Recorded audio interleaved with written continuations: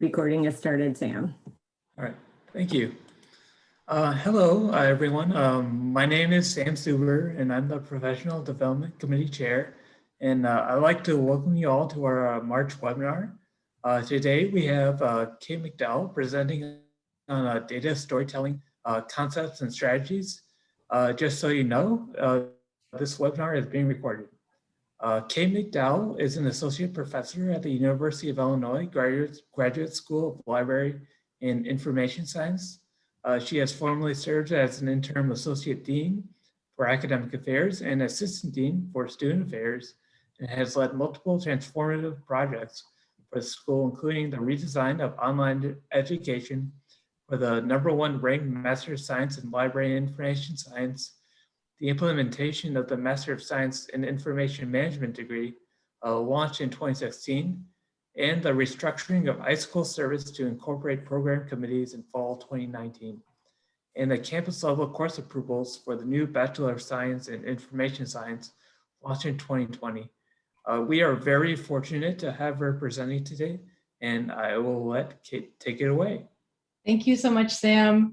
It's really nice to be here with you all. Not least, there are many reasons, but one of the main reasons is that I am a fan of community college libraries. They have been important to our students, our graduates. They have been important at every stage of people's careers, early on, later on, as a landing place. And I'm also very aware that community college libraries and public libraries too are under a lot of new pressures right now, some really unimaginable pressures. And I just want to thank you for taking time to be here today, and just know that I'm really excited to be connecting with you in the face of very, very difficult obstacles. I like to try to figure out what can we do that might be meaningful, purposeful, and perhaps move our conversation forward. Let's see. I'm going to mute you, dear Sharon, but welcome. I'm glad you're here. I'll tell you what I'm going to do is I'm going to go ahead and mute folks who have come in. It looks like I'm going to let everybody mute themselves, but I'm going to mute all upon entry, just so we can keep going with the recording. But welcome. I'm so glad you're all here. So community college libraries, I think, are extremely important, and data storytelling is an emerging area. So let me tell you a little bit about our plan today and what I hope you will get from this webinar. So first of all, I want to just do a little introduction of me, share some ideas, maybe get to know you a little bit, and play a quick game. We're going to do something online together. It'll be fun, painless. You don't have to use your names, video, audio in this portion at all if you don't wish to. It's perfectly fine. I know how people may be energized. It's spring. People may be fatigued. We're still in a pandemic. Whatever works for you, we will work with you. No problem. So that's part one. Part two is I want to talk a bit about strategies for communicating in story. And this is a place where I want to invite people to breakout conversations, but there has got to be a way I think I am able to set you up so that you can move yourselves into breakout rooms. So I can just make the rooms, and if you want to be in one, you can be in one. I'm really not a fan of forced breakouts in webinars. I've been in them, and it's if you're not up for it today, that's okay. I will work with you where you are. And three is I want to talk about structures for powerful informational and emotional stories, and when they tend to work, meaning when, like, what kinds of applications tend to work for these kinds of structures of stories. Okay, so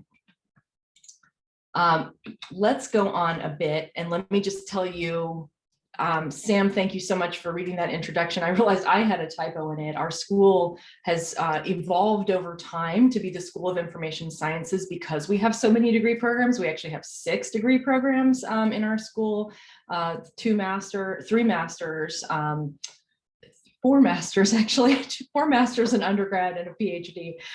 So there's a lot going on at the iSchool these days, School of Information Sciences. And I've also worked with all of these groups, mostly doing storytelling consulting over the last about 6 becoming 7 years. I've been in and out of administration in the school, but now I'm in my faculty role again, and I'm really interested in using the the incredible research space that the University of Illinois gives me to continue some of this work that became what I would call gifted consulting, gifting consulting work. Not that I'm gifted, more that it was a gift to all of these organizations as colleagues and collaborators. But I have done consulting work, and actually business has lots of money, so they did do some paying for their consulting work. But I have done a lot of consulting work for people on campus and beyond in the area of applied storytelling. And I've been teaching storytelling for 13 years, and I've been teaching data storytelling for 4 years. We're on our 5th round of classes. I co-teach that with Matt Turk. Dr. Turk is an astronomy PhD. So there's a lot of different ways that I've found that storytelling can apply, but I haven't worked extensively yet with community college libraries specifically. And it's part of why I'm so excited to be here with you today. I don't just want to tell you things, although obviously I will do that. I also want to learn from you today. That's really why that's what motivates me to be here. And I'll tell you a bit more about that as we go on through the webinar. So for about 4 years, I worked on moving the world of library storytelling, meaning we have this 120-year tradition of storytelling in library and information science, mostly in public services youth spaces, where we think about the power of story, the drama of story, the connection that stories can make. And I moved that into this realm of advancement. Advancement is all about fundraising. And of course, public organizations like public libraries, community colleges, and even public universities have a lot invested in the possibility of having those foundation dollars, having donors that see the value of what we do and can support beyond what the normal revenue streams might be able to support. So I did this series of trainings from 2014 to 2018, and these are some of the publications that came out of it. You're seeing on the right, the Currents Tell Me a Story piece, which is the National Journal for University Advancement Officers. So that's their professional organization journal. And as part of that project, I started conducting these storytelling at work interviews. Thank you so much, Holly. I don't know why. Can you see me moving around right now or no? So I am not me physically. Okay, no. Okay, so let me stop the share. My least favorite thing about Zoom is that Zoom and PowerPoint just have some strange relationship that I don't understand. Thank you so much for saying that. I'm going to share this. Can you see it now in the raw form? Let me make sure I've got my chat where I can see that. Okay, thank you so much. All right, thanks Sharon, thanks Holly, thanks Stephanie. All right, so let me now try to see if I can share it in the fancy form. But if I can't share it in the fancy form, we're going to go back to raw. How does that look? Can you see? This is the orange slide with currents on it. And now I'm going to go back a slide. Can you see when I move slides at this point? No. Okay, interesting. Okay, you know what we're going to do is we're just going to have it be in the raw form today. And I don't, honestly, this is how I have taught many a course in this time. Yeah, I think so too, Holly. I agree. I don't think it's so bad. Let me just, I'll make it as uncluttered as I can for all of you so that you can see it as well as possible. But it'll be a little bit, changes a bit where I'm looking, but I think that'll work. Incidentally, just so you know, I'm not perfect at it, but I have been teaching online since 1998. So this thing of us being sort of back and forth and having limited ways to communicate, but we make it work. It's my home turf. It's been navigating that for a long, long time. We started our online program in 1996 at Illinois. So yeah, so here's a little bit of what I was saying, and what you missed was me talking about these. I was giving these are the folks I've done storytelling consulting work with. I won't spend too much time on this because I do want to move on to talking about advancement, and specifically, I was mentioning the Storytelling at Work project. But what's important right now is I want to just say that I think there are some connections between what public institutions are facing and what advancement as a profession has to do. So having spent 4 years on that, I'll tell you just a few things I found. This is kind of the get to know me, some of my background, and then I'll talk about storytelling, and then we'll do a quick show of hands in the chat about some of your experiences too. So this is straight out of a brand new article co-authored with the wonderful Deborah Miller here at Illinois, who spent 20 years in advancement for the arts. And we analyzed about 20 interviews with advancement professionals in arts areas specifically. That's really where we were looking for this study. And we found these themes and best practices that emerged, and I just wanted to share with you briefly. This goes very much with fundraising. If you're at all familiar with that kind of language, and you don't have to be, that's perfectly fine, but gathering stories, cultivation, which is really about building relationships, solicitation, which is asking for money, and stewardship, which is taking good care of the money once you have it. So we managed to find in these interviews some pretty succinct best practices you can see on the right-hand side. And that idea of internally and externally has to do not with us as individuals, but with organizations. So the idea that there's stories we tell within an organization and there's stories we tell to the public. And they're not always exactly the same. And that's okay. We just have to figure out when there might be things that we are talking about internally that would be helpful to share with the public. So things like building a story collage, building relationships. It's interesting that stories about gifts tend to lead to gifts. The ask, making the moral of the story that there's something more we can do here. The limits of emotional appeals. That particular story was about what happens when you're the underdog and you use that strategy and then you get really well funded. People say, well, you were the underdog and now you have all this money, so why should we still donate to you? Which is complicated. It's worth thinking about the limits of emotional appeals. Listening to intentions, what people really want their gift to do, and asking beneficiaries to tell stories. In this case, we're talking about students with scholarships for the most part. And obviously, some of you may engage with this as well in various ways. Let me just real quick, since I changed orientation. Yeah, so another general set of findings has to do with this. I mentioned that insider-outsider aspect. Another general set of findings that emerged over this 4 years that is kind of in a paper in progress is that there are really outward facing stories that are about where we as an organization, in this case, community college library, where we started, what our origins are, what our history is. Chances are pretty good there's somebody who knows that history or some records somewhere of that history. What was our major growth? When were we expanding? Often for American institutions, we're talking about histories either that start in the progressive era, early 20th century, or the post-war era, mid 20th century.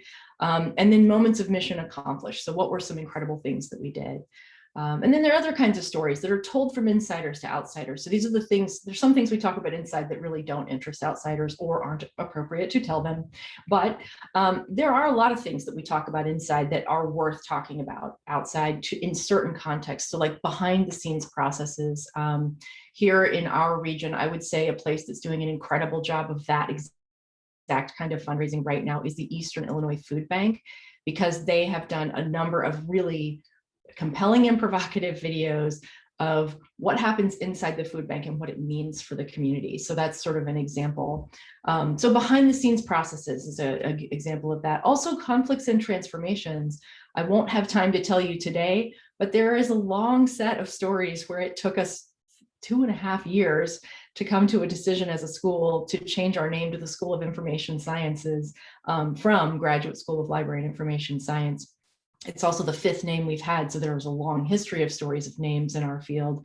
And you probably know this because you've been living in the same world that I am, where we're trying to figure out how and when to use library and how and when to use information. But conflicts and transformations are important, and I wouldn't pretend that all the faculty agreed about the change that we made. I will say what was persuasive to me was a colleague who said, you know, it's not the school of courts, it's the school of law, and it's not the school of hospitals, it's the school of medicine. And I thought, then as much as we know what they mean, it's not really the school of libraries, it's the school of information. But I talk about libraries in every class that I teach. All the time, especially in data storytelling. Sometimes the students are in the Masters of Information Management program or in bioinformatics, and they still get to hear about libraries because they are foundational to how information moves and flows and is understood in our society. And speaking of unsung heroes, I think libraries in some cases are the unsung heroes of our society. And so are those people who keep things going and keep the wheels turning, even when there are really desperate circumstances. And we've had a lot of those lately. So this was kind of 4 years of my life doing work with advancement storytelling and the idea of fundraising and storytelling. And it's built a little bit of a foundation. I'll show you some more of this kind of ideas behind this. And so it's built a little bit more of a foundation for what I hope is going to become a project that I'm actually just signing off on the submission to campus today, this project called Data Storytelling Toolkit for Librarians. And the idea is to focus on public and community college librarians. I'll talk about that a little bit more, and build with input, build a set of toolkits that will really help to tell the stories we need to tell in difficult times. So real quick, if you're only familiar with storytelling from either the idea of movies or novels, or maybe the public library story hour or something like that, I do want to mention that storytelling research has come a long way since I began my career. And these are some of the basic findings visualized very nicely from this group, onespot.com. They have this infographic blog. It's important right now that I am just sharing this in a fair use kind of way and crediting them. They're wonderful. And this, so on the left side, you see neural coupling and mirroring. So things that are straight up social brain activities seem to be very much instigated by storytelling. And on the right, you see sort of internal to one person dopamine. That's the chemical of pleasure. We enjoy stories when they are well told, and cortex activity, that we get a lot more activation from stories than from lists of facts. And of course, not only that, but you all know, and we probably have some colleagues who are part of this 120 years of LIS storytelling. These are just a few of the people that inspire me the most. Betsy Hearn at the top, Carolyn Hewins, who was the beginning of my research back when I did a dissertation on the fact that women in the field of librarianship did the first ever empirical research in the 1880s and 1890s. And Augusta Baker, who is a major figure in storytelling and really moved African-American children's literature into an entirely new era in the 20th century. So that's some of our shared background, some of my background, some of the get to know you things. And I wanted to pause and ask, and we can just use the chat for this. My question for you is, what's your highest comfort level? And so the answers that you might give, and I'll put these in the chat, you might say data, you might say story, you might say both. I used to say just data or story, and I found over time that really, truly, some people feel equally comfortable in both spaces. So would you take a moment right now for me and just tell me in the chat? Thank you, Cynthia, Amy, data, fabulous. Not sure yet. Great. Totally fine. Data. Thank you. Fantastic. Love to see that. Love to see that. Story. Love to see that. Neither. That's okay too. That's okay too. Yeah. And I think there are ways of being, there are discomforts with all of these topics, really. Story. Yeah. Great. Anybody else want to chime in the chat there? I think we've got most everybody represented. Yeah, just about everybody. It looks like maybe a couple folks who are joining in a different way where it's harder to do. Well, thank you for that. That helps me to know in story. Thank you. Yeah, that helps me to understand a little bit kind of where you're coming from. And I like to ask this question because I think there are ways that our society right now tells us that these are two distinct things that should be bifurcated. And in fact, I'm going to be very real. There are some dangers when persuasive story overtakes anything about actual data. There are manipulative uses of story and storytelling. But what I'm interested in talking about is the intersection of data and story. Where is it that we can think in terms of what is real, what is actual, what is verifiable, and how can we tell stories about that so that that information is compelling? There's some really interesting research emerging right now that won't be that surprising to those of us who've been living with storytelling for a long time, one way or the other. But it looks like untrue stories are more compelling in many cases than true stories. And I guess you could say it's sort of my mission in life now to try to combat that and to say that what is real is also meaningful and powerful. So how does it work? Well, let's break down storytelling, especially for those of you who maybe haven't spent a lot of time thinking about storytelling. It's a dynamic process in 2 dimensions, and I'll show you the first one here. And this really has 6 elements if you think about it that way. There is a storyteller, there is an audience, this could be 1 or more people, and there is a story. And between them, there are these rich relationships. So let's say this is a story based on data. So it's at the intersection, it is a data story. In that case, what you see is that the teller will be able to see something of how the audience reacts to the story and the data that it contains. Another thing you might see is that the audience will be able to assess something about why the teller is telling this data story at this time. What is it that the teller knows about this story? What do you need to understand about this person to know whether or not to trust them in terms of whether what they're saying is true or likely to be true, right? And the story does actually emerge in this environment between the two, not meaning that the facts change or the data is completely made up by the moment. I don't think it is in data storytelling at all. It shouldn't be. But you can have a well-evidenced story that is told in different ways. And I think that telling in different ways is important to think about because different people come from different backgrounds, have different experiences. It might be important or necessary to tell a story in different ways. There's a second dynamic of storytelling. We're talking, this storytelling triangle is in the moment, and there's a second dynamic which is over time. And this is both simple and complex. So the cycle of story across time is about what gets remembered. There is clear scientific evidence that we are more likely to remember a story than a list of facts. That is very clear. And so when we think about that, and then the way I like to think about this is let's think about what stories really have lasted for hundreds of years. Maybe it is the stories of our institutions and how they stretch back to, in the cases of some public libraries, the 1850s.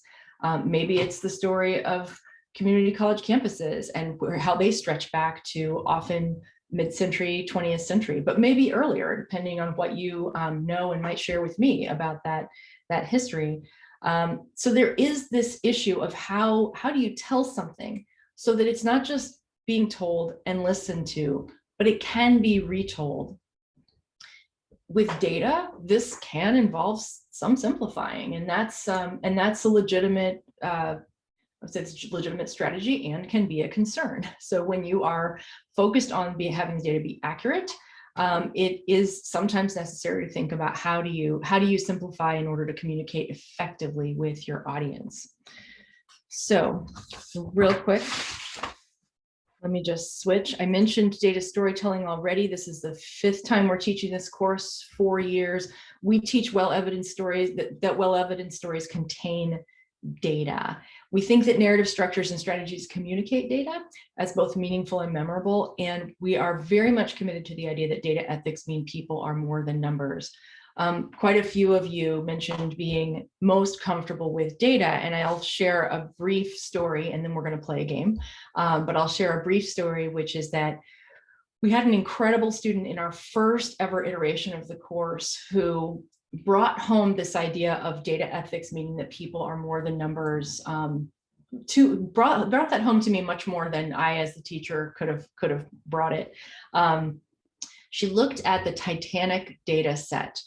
Now, the Titanic, many of you will be familiar with the tragedy of the sinking of the Titanic, which was believed to be an unsinkable ship, but then sunk right away. And so it's kind of a cautionary tale. But the Titanic data set is data about who was in the ship and who survived and who perished. And what this student did was she pointed out the relative inhumanity of using, have any of you used that Titanic data set as part of any of your data trainings, any place? What the student pointed out was the relative inhumanity of using that data set without actually taking into account the real lives of the people who, many of whom died because they were lower in the ship, because that was where the lower class steerage tickets were. And that's part of the tragedy. So this student was amazing and has gone on to work in sophisticated data analysis for the university, not surprisingly. But people really are more than numbers. And when we have data sets, when we use data sets, thinking about, there's another, Paul Slovak is his name, he's a researcher who basically finds that when we look at the mass, the famous article is, "If I look at the mass, I cannot act." And it's about the phenomenon, he's a psychologist, the phenomenon of psychic numbing when we look at so many numbers of people. And I don't have to tell you how viscerally part of our everyday lived experience this is right now. So these are the kinds of things we grapple with in data storytelling. So let me lighten things slightly and let us see if we can play a game. This is I'm calling it a game. I think it could be fun. I want to know from you all, what are the best and worst things about data collection? And I set up a little place. You please don't put anything, so you don't put any names or anything identifiable about your institution, of course, in this link, but it would be really great if you could go to that link. And you should be able to see, and I will share with you once we get started, you should be able to see this question. And if you click on the bottom right, there's a plus. You should be able to post on that board. And I'd love to know, what are the best and worst things about data collection from your vantage point?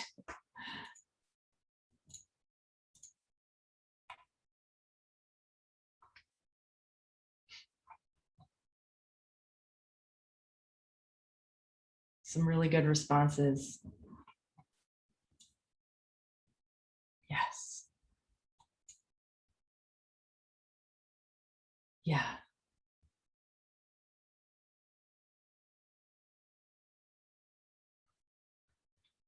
All right, so so nothing best or worst. I'm seeing one person.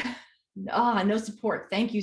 That's so helpful to me. Yeah, so I'm just trying to think about, maybe we can, okay, this is great. I'm going to stop sharing this. I'm actually going to start sharing my window with our Padlet on it so we can watch this a little bit. And now, second stage of the game, and I really want to credit, there was a NILROC webinar, NILROC, you guys are NILROC, Ripple, a Research Institute for Public Libraries, was a Ripple webinar that I went to last week where they used this exact game. And I had used Padlets before, but I really liked this part of it, which is that now I wonder if you could look at some of each other, keep bringing responses, of course, but if you've submitted what you have to submit, if you could look at each other's responses and maybe click that little heart for liking anything that also resonates with you, so we could see where we have some collective spaces.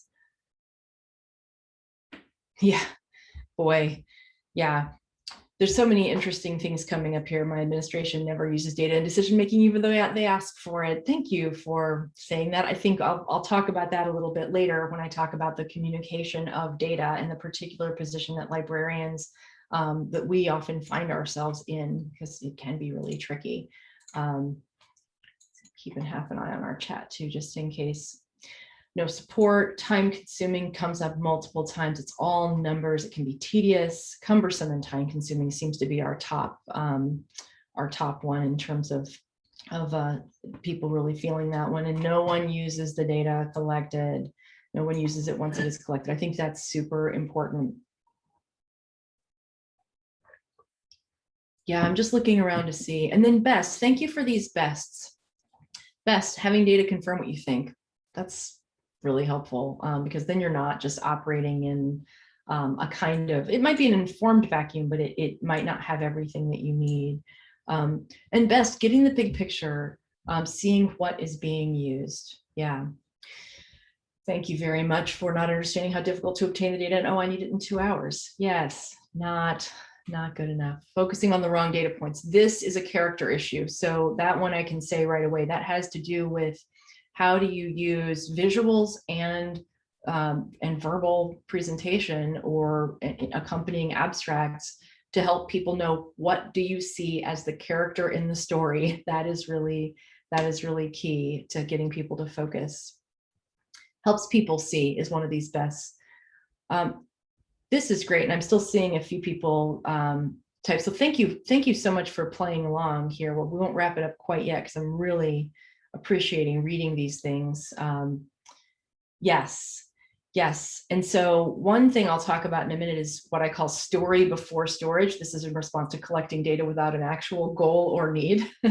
Sometimes we collect things without knowing why we're collecting them. And that, I love us. We're librarians. We have a strong propensity toward collection. But when it comes to data, I think the cost can be really high. And it's very common in our field. I've talked to so many groups now that we do tend to collect things, but aren't necessarily taking them down the road to analysis, sense making. And unless you're doing it doesn't have to be high level data analytics. We teach people in our data storytelling class who are straight out of humanities undergrads, and some of them are just interested in things about storytelling, and that was the course that was open.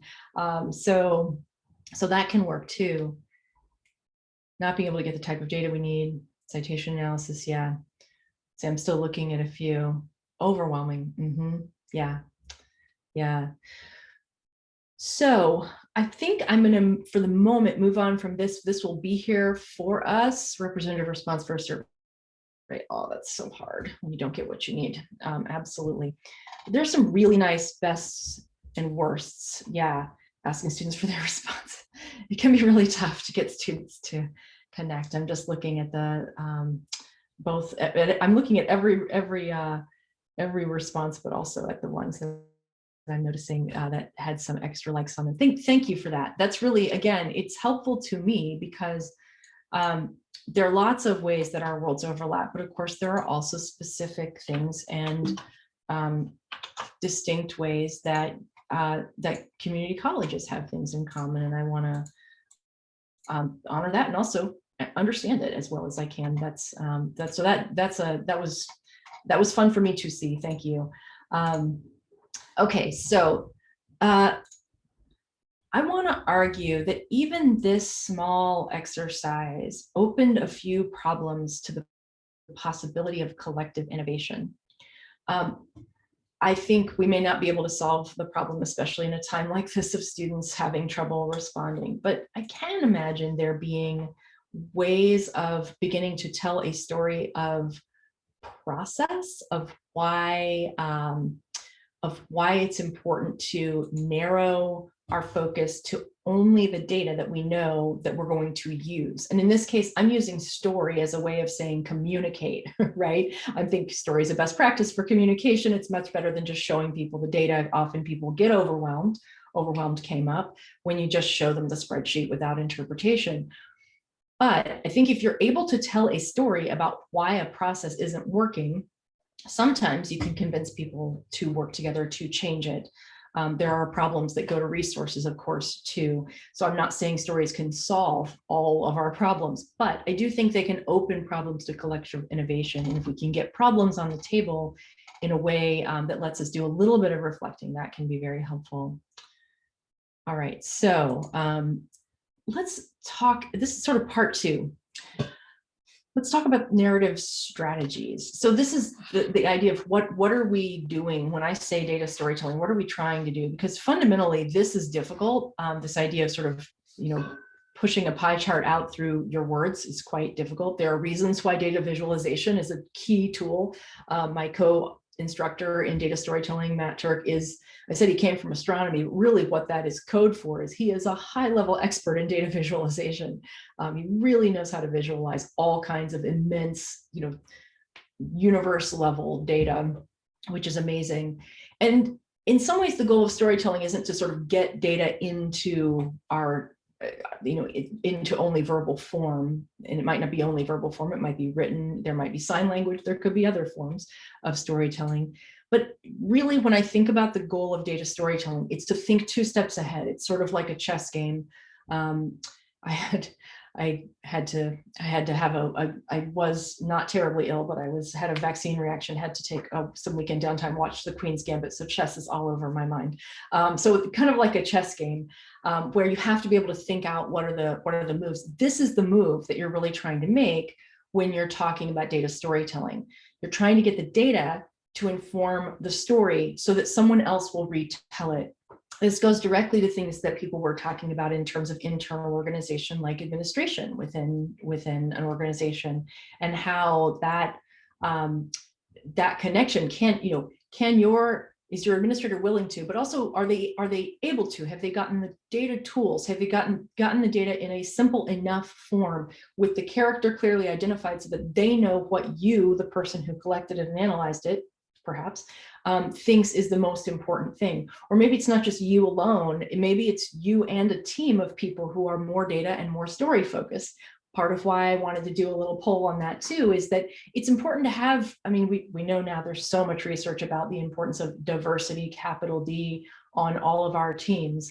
The more that we have people from, the more that we work together across a wide range of backgrounds, experiences. This includes race, this includes gender, this includes it includes ways that society tends to divide us. The more that we are able to work across those divides, the stronger our teams are. So part of that is because when you put folks who are really familiar with data and folks who are really familiar with story together, and even if you don't feel like you're familiar with either, that's okay. You probably are familiar with at least some aspects of story at the level of how was your day today, right? Those kinds of things. Then you get a stronger team when you put people together. Even somebody who's not familiar that might be the best person to ask the hard questions, because everybody else is gonna kind of connect with either one or the other, and nobody else might ask the hard questions. So this is a visual way of showing the importance of strategizing what's going to be told even before we store the data. I want to argue that library data, and some of you have heard me argue this before when I gave the talk for Carly in December, but I want to argue that library data needs story before storage. It's not just that we're collecting it to put it on the shelf and have it. It's not like a pantry, right? It's actually something really different. And as people who have strong connections to collections, it's really something that we're collecting to keep mobilizing, to keep it moving through an organization so that it keeps going. It's not that we're holding the data, it's that we analyze it so that we can feed back into our processes or understand something or move something forward, or figure out where to shrink so we can expand, hopefully. So I've been doing a little research on library data storytelling. I've been interviewing people. We did an initial questionnaire. And so some of the findings so far, and we haven't published this yet, so this is kind of early stages, seem to indicate that right now libraries are predominantly telling or retelling stories they've told for a long time, which is not necessarily bad. If they're great stories and they're working for us, that could be wonderful. But it might be that our stories need some refreshing. And I don't think we've necessarily turned to our data as much for the sources of our stories as we might in our future as a profession. That's not to say we haven't done it at all. Some people have done a marvelous job. Some of you have done a marvelous job of this, I know, because I've connected with some of you. But there are challenges in relation to our stories. And then the other thing we found was that we tried to look at obstacles. What is it that keeps people from engaging something like data storytelling? And we found that there were 8 obstacles on the questionnaire. The top 3 were having too little time, not having the data folks need, and too little focus on storytelling with not enough connection to data. So kind of not pulling those things together into the connection they can be. So this is all about strategies. So when we talk about finding library stories, here's some conceptual things to think about: kind of the depth of the information or social problem, the scope of the response, the constraints or parameters. But really, I want to just talk for a minute about what is a story, because a fundamental strategy when you have a lot of data is to figure out, how can I make this into something that someone can follow as a story? And we'll talk about 2 kinds of ways of approaching this. I'm going to talk about strategies right now that are kind of break it down. So you've got some data. How do you go from that to this, a story with chronological structure in some kind of order, right? So if you have data on, I'll tell you a story about a time I used a lot of data. We had I don't know if any of you are graduates of our LEAP program, the online program for the MSLIS, wonderful program. for many, many years, we had on-campus days. Yay, Valerie, Amy, Kate, fantastic. Oh, it's so good. For many, many years, we had on campus. Sharon, fantastic. Yay. Thank you so much for speaking up. It's so nice to see graduates from the program. That was my first online teaching in 1998 was co-teach at that time I was TAing with Betsy Hearn, who taught children's literature and resources. That was the first time it was put online. And then in 1999, I began teaching that course. And then I went on to teach youth services librarianship and young adult librarianship. And that's about 2 careers ago now for me, but it was a great experience.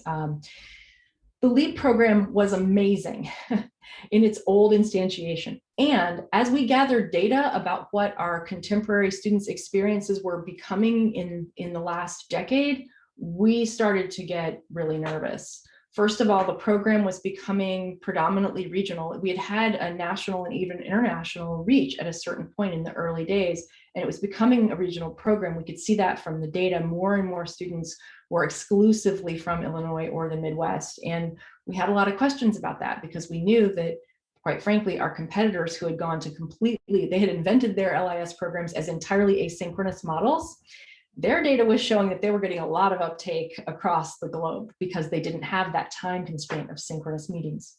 That made us nervous because we didn't want to lose our synchronous meetings, and we haven't. We will always sustain, I believe, we will always sustain our synchronous meetings. But as we did some looking at how students were being impacted, we realized that the coming to campus once a semester, because our program had scaled and we had more courses, we were starting to have students with not just one LEAP class per day when they came to campus, but they would come for a weekend and there would be 2 classes or even 3 classes scheduled on the same day. And it was a matter of being committed to having our students have a lot of power in choosing their paths into librarianship, while also having constraints of 5 days as a structure and more classes. So we ended up with a data problem there. I'm the person who ran the last traditional on-campus day when we had that 5-day conference sort of structure with all the classes. And there was becoming a lot of dissatisfaction. We were getting a lot of negative feedback on that. One other thing we found was that travel was becoming more expensive, and student loans don't cover travel. And as things became tighter after 2008, that became a big issue. So at any rate, we had to somehow change the LEAP program. What were we going to do? We had 3 high touch elements. We had the boot camp where you came to campus for, I don't know for any of you, was it 2 weeks or 10 days or 7 days? We went down over time from 2 weeks to 7 days, but there was the boot camp, 10 days. Yep. Okay. 2 weeks. I think 10 days and 2 weeks were the better models. But we also struggled with getting people who could have that much time away from work after a while. And so, so we moved it to 7 days, and that got really tight. That was difficult to do, but we would do a course in that time. And so I'm really, this is meant to be a data story, and it's exciting to talk to LEAP grads and really tell you some of the backstory, some of the inside story of why we changed the program. We wanted that experience of learning together, but we also were noticing that having compressed the boot camp to 7 days was becoming really rough on people. It was an exhausting time anyhow, even the 10 days to 2 weeks, but there was a reason we called it boot camp. Everybody kind of bonded, but it was, I don't know, you probably all can share your stories of it being pretty hard. So we had the boot camp, and then we had the coming to campus for each course, and then we had the live sessions every week in the course. So if you imagine the experience as a student, you come in, oh, Amy, wow. You come in and you do a 2 week to 7 day intro, and then immediately you're back in the fall on campus for a class. Immediately you're back in the spring on campus for a class. And that continues throughout the entire time you take courses. The travel money really started to add up for people. So we made a compromise. And what happened, and just so you know, I've been doing this part of the story this whole time. What happened is we realized that we could keep our synchronous online presence. We could keep the experience of learning together, and we could move to an experience of having a welcome weekend. So rather than boot camp, or if, it's a bonding experience, I know, but painful. Rather than a boot camp or this kind of shuffling, trying to figure out how am I going to get to all my classes that are scheduled as best we can, not overlapping, but it wasn't scaling well to 5 days. We moved to a welcome weekend model where people come to campus just once, usually near to the beginning of their program. It's about 4 or 5 weeks in. Of course, right now, everything is off for COVID. So, but this model has been working very well the last few years. And here I'm at the falling action. And I have to say that it's less expensive for students. Satisfaction has increased over time. And if you made it through the old model, then I just want to say, it's just a pleasure to connect around that, because I do think what we came to, the data showed us, I think the pedagogy showed us that the old model was the best possible pedagogy in the world. And the data showed us that it was working to exacerbate inequities for students who didn't have as much money, who didn't have as much time off from work. They were suffering more and they were coming to our program less. And that for us was fundamentally a bad idea, because we must continue to diversify our field, and if our education is close to it. Okay, so how did I build that story? All right, so I talked about what was going wrong with the model here. Let's break that out. That's called the rising action. When you have a series of challenges in sequence, it's really easy to figure out how to talk about the data you collected and what it meant. Sometimes it's harder to figure this out. So another model for how to think about rising action is the concepts of trouble to struggle. I like this for many reasons. I think it relates to who we are as libraries, hopefully looking to make the world a better place. But I also think it relates to really functional things for human listeners. Humans want to know, what's the problem you're trying to solve and how are you trying to solve it? And you don't even necessarily have to tell them everything about the solution for them to get pretty interested in what's the problem and how are you trying to solve it? So this trouble to struggle, lining some things up, and each of these dots is meant to be kind of a set of data points that has a particular interpretation that you're able to show, or maybe it is literally, it could be a line on a graph. It could be comparative bars on a bar chart. It could be 3 pie charts if you wanted to go literally with the number 3. And there are some, from folklore, there's some benefits to go in with numbers between 3 and 5, 2 and 5 if you stretch it, in terms of points in a story. How many things can you sort of get into a story? So this is kind of fundamental. So let me break it down a little bit more and talk about strategies. What are the steps? The first step is data as character. The second step is really trouble to struggle. What's changing over time, in at least if it's not in literal time, because it might not be for your data sets. What's changing over the course of the narration time? What's changing over the part, because stories have to happen in sequence. They're kind of like lists in that way, except they're much more memorable, where there's some kind of trouble to struggle gesture that constitutes the plot. So really we're talking about character, plot, and setting here. But as specific to data, we have to figure out what is your audience going to follow? What's the data character? What's the trouble to struggle? And then how's the setting going to establish that plot, that trouble to struggle? One thing I did was I added some extra slides at the end here, because we won't go through all of them, but I added some extra slides with more questions to ask yourselves. And these are some examples, things like, what are the numbers? What do they mean? What are they showing? What's obvious to you that you might not have put into words yet in ways that might be really helpful for stakeholders who could make a difference? Can you make it as clear as day what somebody should be following? Trouble to struggle. How can data be retold as a character? This multiplicity of facts and information and numbers. How can that be retold as a character taking some kind of action? Because that's really what makes a story compelling. That's really the key. And this is often a trick for folks who are very data focused, and I'm with you on this. And I have done it even in my own historical research prior to this, in my last career, not the next to last one, but the last one. This thing of figuring out how much to tell and what to leave in and what to leave out. The setting establishes the focus. So what is just enough context to set up the action?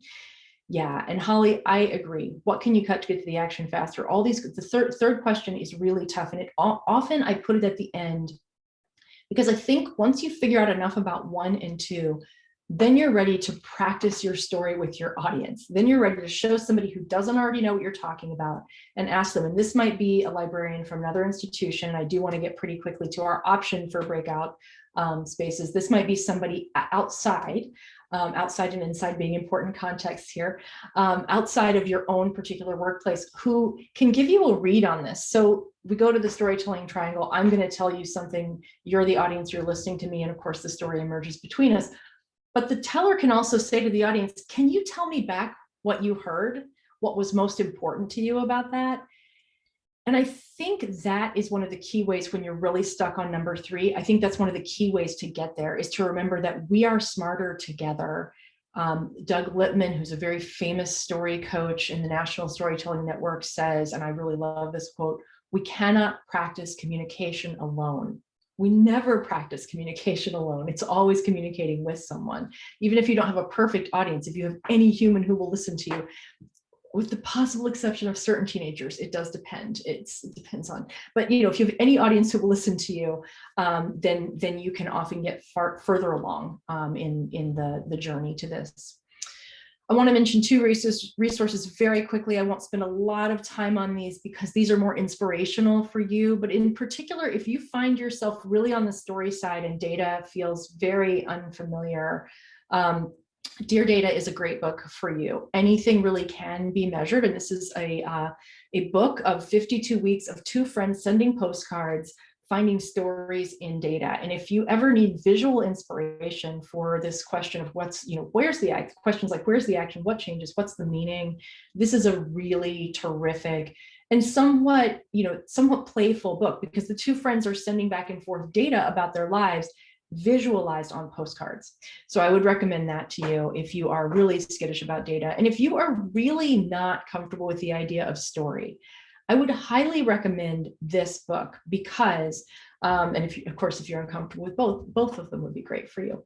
And if you're comfortable with both, maybe both too. But especially if you really aren't comfortable with some of the storytelling, you understand your data, you know what it means, you are top-notch in analyzing what you've collected, but it's a little harder for you to make that meaning known to other people if you've run into that roadblock. I would highly recommend this book because this helps you see how numbers don't have to be intimidating. It's kind of the wrong word there. I need to update the slide, but it's the way that numbers are perceived by people. And it's a lot of the things that people perceive about counting and numbers and statistics and data and metrics are all wrapped into this book in a way that it becomes very easy to follow why people might be disconnected from a presentation that is all data and no story, for example. Okay, so we're going to do our fancy breakout groups thing for 10 minutes, and then we're actually, let's see, 9, 10. Where are we in? We're almost at the hour, which is pretty good. We have an hour and a half, which is mostly meant though for you guys to have space to ask questions. So I want to give this 10-minute space though, in case you want to talk with each other. This goes to best and worst, but now I want you to get a chance, because best and worst, we got to be anonymous, so we could kind of say one version of the story. Now I want to see if there are chances for you to talk about your successes. What are your most effective current uses of data? And share some of those. And also, if you're comfortable, what are some of your most difficult or challenging issues? And I will ask for folks to bring anything back that you'd like to bring back. That would be wonderful. I'd love to know about this and to hear about this, because again, my goal, especially with the data storytelling toolkit for librarians, is to tailor the toolkit to specifically the context that you're sharing. So if you could tell a little bit about what you talked about when you come back, that would be great. I'm going to stop sharing this, but if you can just remember, in fact, here, I'll do it this way. We'll put this in the chat because the chat is a little bit more stable for us. I'm going to stop sharing this for the moment, and then I'm going to set up the breakout rooms in a way where you get to choose the room. There are 20, there's 17 of us right now. So I'm going to set up 4 of them. And I believe that you can choose from this. I'm going to hit create. And then let me just we're going to do it as a 10-minute. Nope, not 30 minutes. I want 10 minutes. Not 310 minutes. I really want 10 minutes. So you can choose your room. You can return to the main session at any time, but we'll all come back after 10 minutes. There'll be a countdown of 30 seconds after the rooms close. They won't really kick you right out. There are rooms 1, 2, 3, and 4. So I would say if you can see this, just pick, why don't we do it this way? If you're in about the first quadrants of the alphabet, if you're in about the first quadrant, your last name is in the first quadrant of the alphabet, room 1, second or so part of the alphabet, room 2, third, room 3, and fourth, room 4, give or take. All right, I'm going to set these up and open them, and we'll give you 10 minutes and then we'll come back together. I'm going to stay on audio and video for the moment, just in case there are weird things that I wasn't able to predict. So like if you want to chat, if you're stuck and can't move yourself to a room, let me know.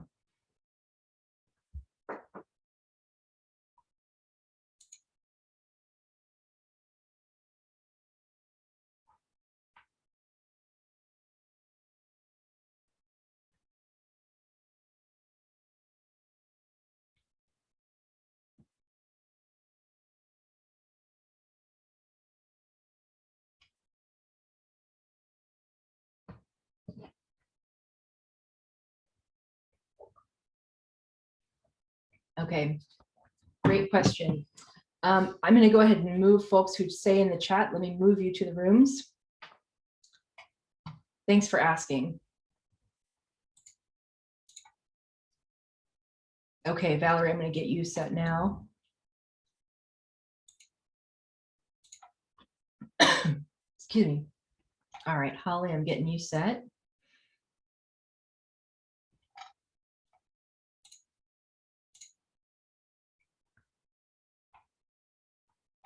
Let's see, Sam, I'm going to set you up now.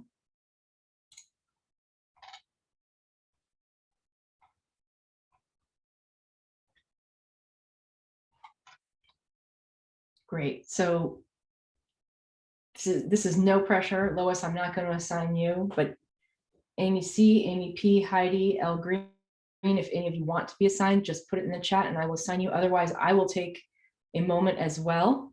We have 8 minutes left.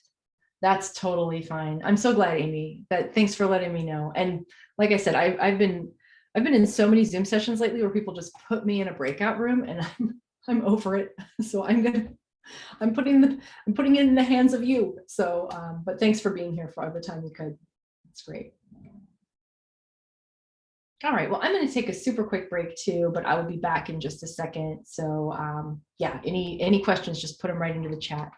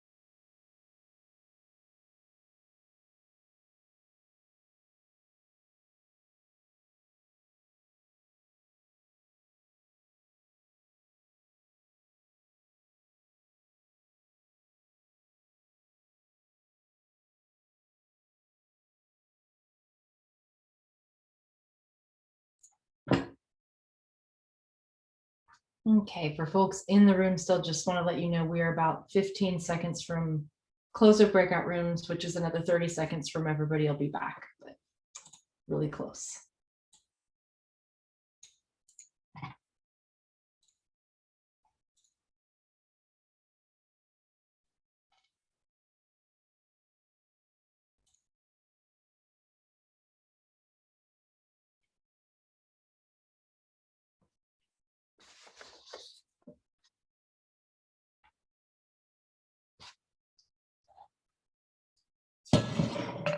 Okay, we're coming back. It's great.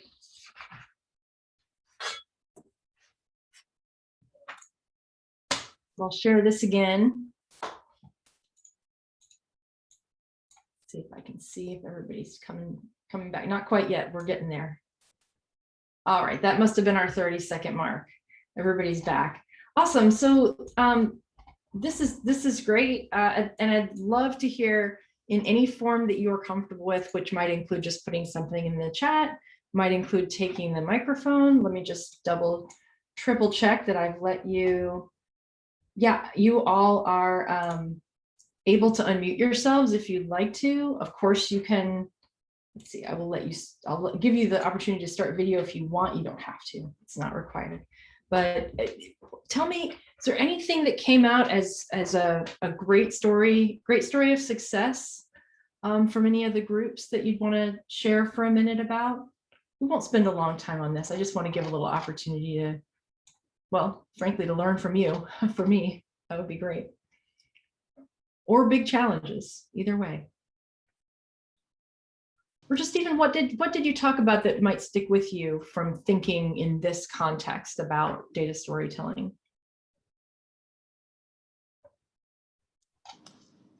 I'll go if you don't mind. Yeah, thanks. All right. So I was in a room with Thomas from Wharton, and we were going over, I'm at Joliet Junior College, and we use lib analytics to record chat reference, and before that desk reference. And so, we were just kind of sharing, what data that we've been collecting so far. And then the big challenge, for us is Alma Analytics. That is quite a powerful tool, and trying to figure out, how to use it. We've had it, maybe since last June, and it can do a lot of things, but it's almost like data overload. What's important and what kind of story do you want to tell? Yeah, makes perfect sense. Yeah, I'm looking up Alma Analytics and lib analytics I was aware of, but that's nice. And I don't know every package, and some of this is just that. I'm really curious to know what you're working with, but the overload factor, I mean, this has been true in the university setting with things like Tableau, where people will get access, but it doesn't necessarily do exactly what they think it's going to do once they have it. There's a steep learning curve on a lot of things. Thanks, Cynthia. That's helpful. What else from our smaller conversations maybe stood out to you?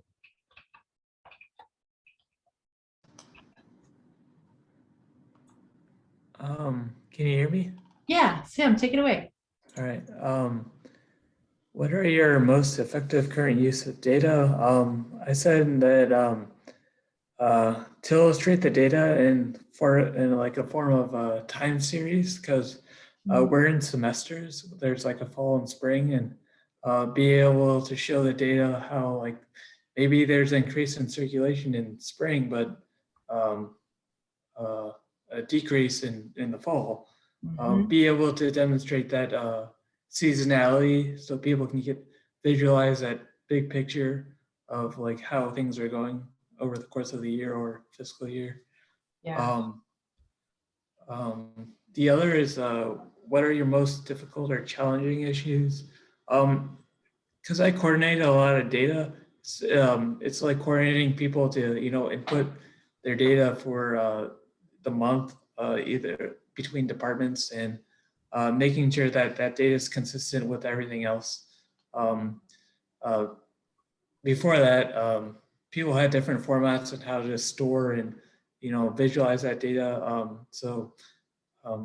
That's a problem too. So just making sure people are all on the same page. So. Yeah, no, it's true. Same page. It's in terms of both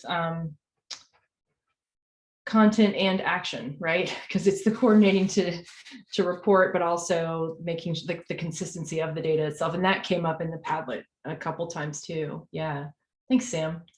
Anybody else want to speak briefly to your group, your experience?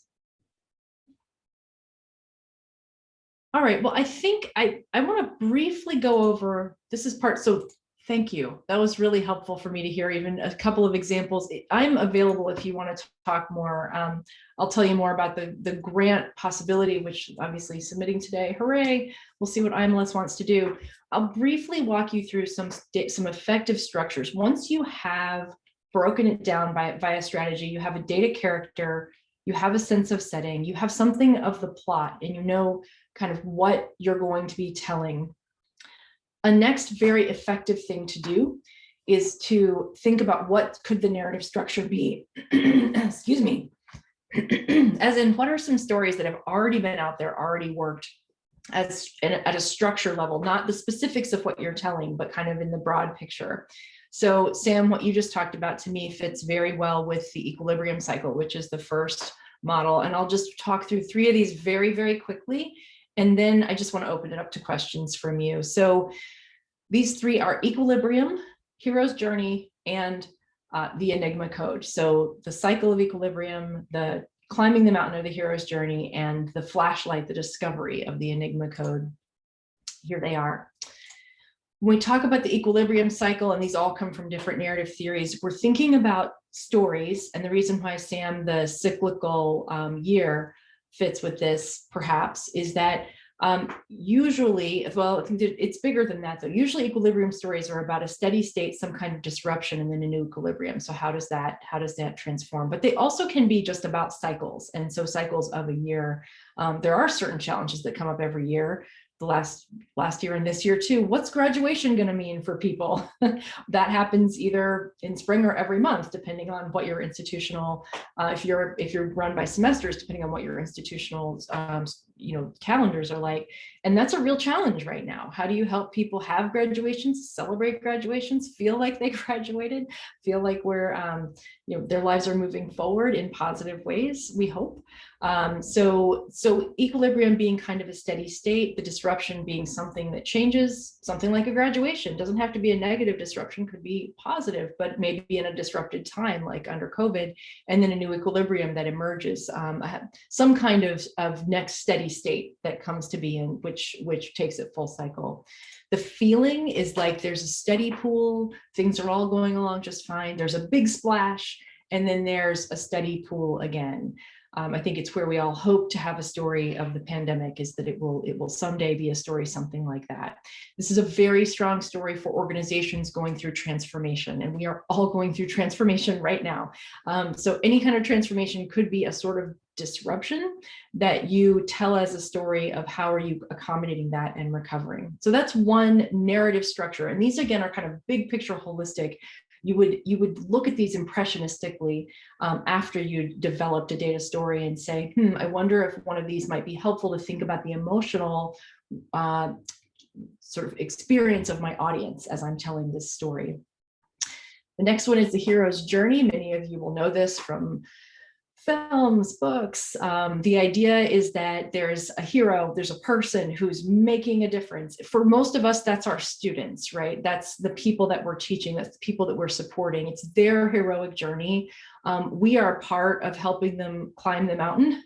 We are the helpers as librarians, as professors, as instructors. Many of you teach, I know. So, thinking about the call to adventure, the initiation, what do you have to do to get into an experience of education? What's the transformation of that experience, and what's the road back? So that works really well when it's somebody that you can genuinely say did something awesome. And so I like this graphic is like the kapow, the superhero aspect of this. It's a great narrative structure for talking about a person. So if the previous one was about an organization, this one can be about a person and the obstacles that they overcame. And if you can frame your data in terms of a person and the obstacles that you overcame, that can be a really excellent way to get your audience involved and keep them involved. And the third one, and this comes from French literary theory, but it's actually surprisingly relevant to data storytelling, is this idea of an interwoven experience of questions and answers, clues and suspense, and then explanations and resolution. If you are a fan of mysteries, then you already know the experience of what Roland Barthes called the Enigma Code. The feeling is like you're a detective and you're shining a light out to try to understand what's going on. So that light is something like the process of inquiry or understanding, or even for you, as you're analyzing the data, you may learn new things. Data analysis can be a very foundational way of telling a story like this, where you say, we had some uncertainty, so we gathered some data. We brought this question to the data, we found this information. Fundamentally, there was this bigger picture mystery, and this is the solution that we've come up with based on the data and information that we have. So this structure is really about lots of small cycles, right? So it's asking questions, answering them, asking questions, answering them. It is much like the research process. But if you think about a lot of good detective stories are really just this. Then there are those few like the Sixth Sense or things that are kind of more elaborate endings that don't necessarily, that make you rethink everything that came before, quite thrilling. But really a lot of stories and a lot of data stories work very well if you think of the character being the investigator, so that the data becomes about what did we come to understand. We are learning or discovering something, and that's a really strong structure. So those are the three. And what I'll say is all of this will be there for you if you want to access it again. From the world of children's librarianship, there's one more tip, and that is whatever you do, whatever narrative strategies you use, whatever structures you use to bring it all together, it's telling it by heart that really matters, which means you should know your stuff and know it cold and be able to speak to the person in front of you clearly and in different ways. And what that means in this part, it means you got to rehearse. It means you got to hopefully rope your colleagues into, get together in teams across institutions whenever possible to talk about what are your communication challenges and how can you get really comfortable conveying the analysis that you've done of the data that you've collected, so that you're able to just speak about it really openly and in a connected way with your audience. I promised I would mention, and I really did want to land on this data storytelling toolkit for librarians. We have this idea to build a toolkit around what we're calling data use scenarios, but really, truly, it's just what are the most common reasons you need data. So that's part of why I wanted to listen for a minute and hear more about that. But the content there is important to our team. It's me and Matt Turk who we co-teach, but we also have an internal team, and we're got a few folks external who are we're talking about. We're hoping we'll have some of you on the core design team for this. It's a 2-year planning grant project, so it's not a big project where the money really just goes to one research assistant, which just funds one of our students at the iSchool. But the goal is to create a set of at least 5 common data stories that work across, or maybe it'll be 2 sets of 5, I'm not sure, with public and community college libraries. And those data stories would be really a toolkit for making the stories yourself. We would have data use scenarios. We would have journey maps, which is a concept used with customers, but it's basically, it's like, where does the data, where is it collected? Where does it go next? And where does it end up, right? What is the journey of the data itself? So what scenarios do we need to understand data? Why do we use data? How does the data move through the organization? And then narrative strategies, just like the ones that I talked with you about, but they might be specific to these particular data use scenarios, or even specific narrative kind of structures to those use scenarios. And of course, data visualizations that would go with this. We're also talking about the tools that we use to make these, because we teach a number of different tools, twinery.org in our classes. That I think are very good, but there are plenty of things like Excel or Canva.com. There are lots of different ways that can be at all the way from programming level sophistication to just using an online website. That is the kind of work we're looking ahead to doing. So thank you so much for having me here with you. It's really been a pleasure to be with you today. I'm going to stop sharing slides, but I will go ahead and put in from my notes. Let's see, let me give you two websites. Here's my university website where you can find a little bit more about me or stay in touch. Which would be great. If you're interested in knowing more about that project and would send me an email, I would put you right on our list. We will hear from IMLS in about July. You're so welcome. Glad to be here with you today. I'm open to any question. We still have 10 minutes. So if there are any questions you would like to ask, any ideas you'd like to explore, conundrums you'd like to investigate, I'd certainly be glad to hear about that. So I'm so glad you enjoyed it. Thanks. I had a question, Kate. Sure. What are some like what can you say like 2 or 3 like example data storytelling for community college libraries? I can certainly try. I'll be perfectly honest. I have never been a community college librarian, so you could. Okay, well, pretend. Okay, let me pretend for a minute and then tell me if I'm right or wrong and give me better examples. But when I imagine the various kinds of places that the library is situating, I would start to think in terms of audiences. So first I think about, how do students understand what a library is for? Sometimes you have a built-in way of communicating that because you are teaching and research courses. You are teaching courses to help students know how to approach information literacy and, quite frankly, how to learn in many cases, which most adults need. And unless you're very, very lucky, nobody ever gave you a chance to pause and say, how do you learn along your learning journey? You just kept trying to do it. So I would imagine that one kind of data story would be about the number of learners that are impacted and what is evidence that impact is helping in their other courses. This could be data collected from who participates, and then what do you see institutionally about the trends? If they're required to participate in something with the library, what do you see about the trends? Or there could be other kinds of data that is more qualitative, focused on students' impressions. What do they see the library as being for? Another whole set of data, and this is things that Sam kind of alluded to too, and I think part of what the lib analytics and ALMA analytics issues get to is how do we speak to what the everyday activities and kind of meeting the need of the moment? How do we speak to the meaning of those activities when we're talking about justifying positions to administrators? And so that's another kind of data story where I think you really do have to think about it's a combination of counting and describing things, right? Because not everything fits exactly in numbers. So it's this is where that counting book I think would be really helpful. Thinking about ways that are accurate, legitimate, but might actually need to be a little bit creative, especially in the times that we're in, to explain what is the work taking? What does it take to do this kind of work? I've taught online for a long time. One argument I made to our university library years ago when they were looking at cutting librarian positions, which I was not happy about, was what, Holly, it's a great question in the chat. I'll get to that in a second. We talked about the quality of space needed to do online education, because a librarian who's going to be doing chat reference, it's a little bit easier. But if you need to speak with someone, if you need to get into any kind of conversation with someone, this happens a lot with faculty, but it sometimes happens with students too, then having a noisy space at home where there's all these people running around is not going to be very conducive.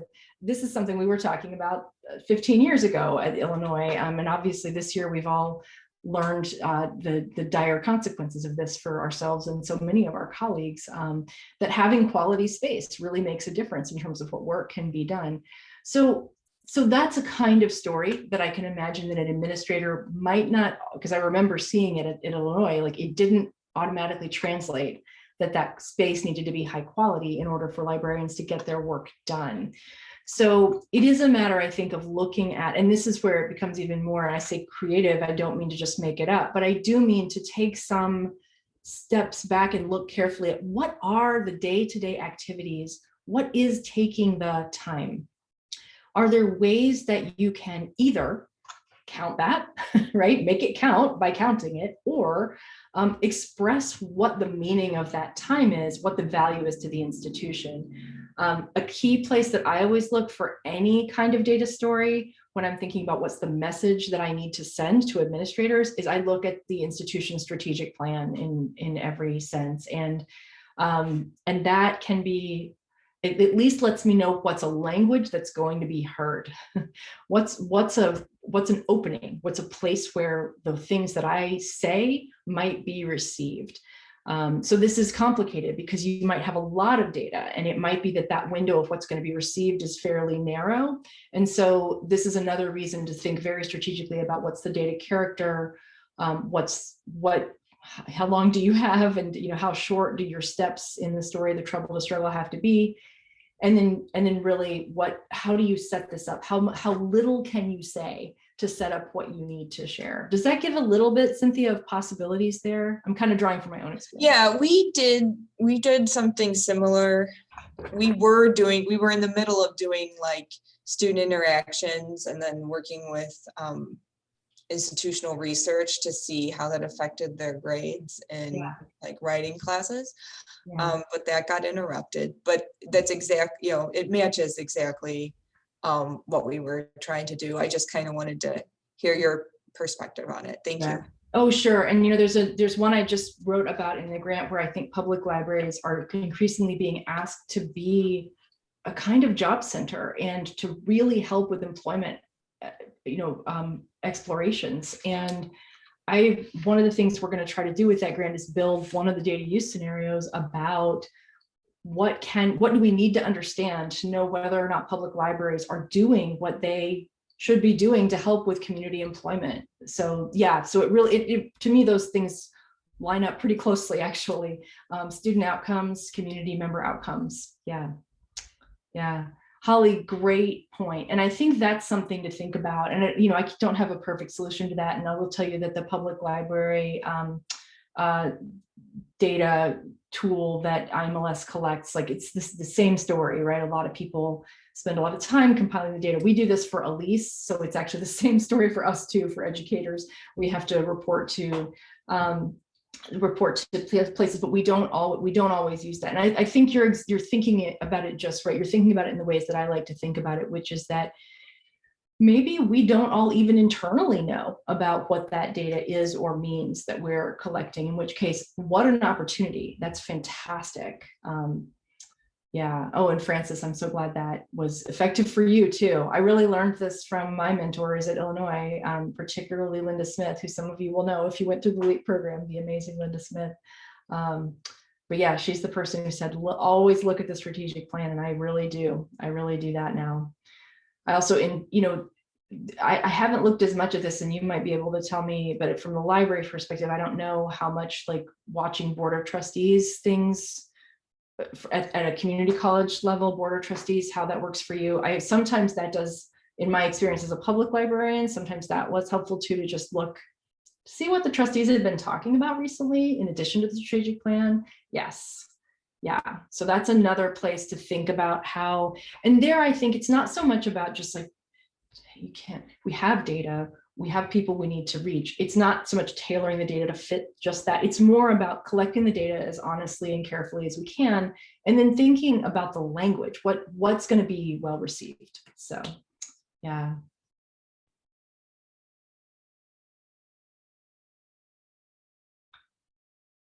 Yeah, one of my secret hopes, going back to Holly's point again, is that we will all find that we actually have more stories to tell in the data that we have already been collecting. And I think the way what that's going to take, what I humbly think Matt and I can help to do with the grant, is by beginning to take some of these things that have been the creative parts of our classroom experiences and the ways that we're teaching students, and bringing that back home to libraries. I mean, that's where I learned to be a storyteller, was in a library, right? So it's really just taking that homegrown expertise that we as a profession have had for 120 years and turning it around a little bit and saying, okay, we know this works with kids and families. We've been using this for 120 years in that context. But what is it about story that might work with people more broadly and might then start to be helpful to us in our organizations as we collaborate across organizations, all those kinds of things. That's my secret hope is we already have more data than we know that is important to share. Well, we're almost to our very last minute. Sam or Lois or anybody else, any last things you want to say or ask before we wrap up? Yeah, thank you, Kate, for presenting. We really enjoyed you talking here.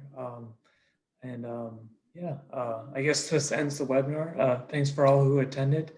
And again, I'm going to leave my email in the chat, and let me know if you have any questions, and thanks for coming. Great. Thanks, everybody.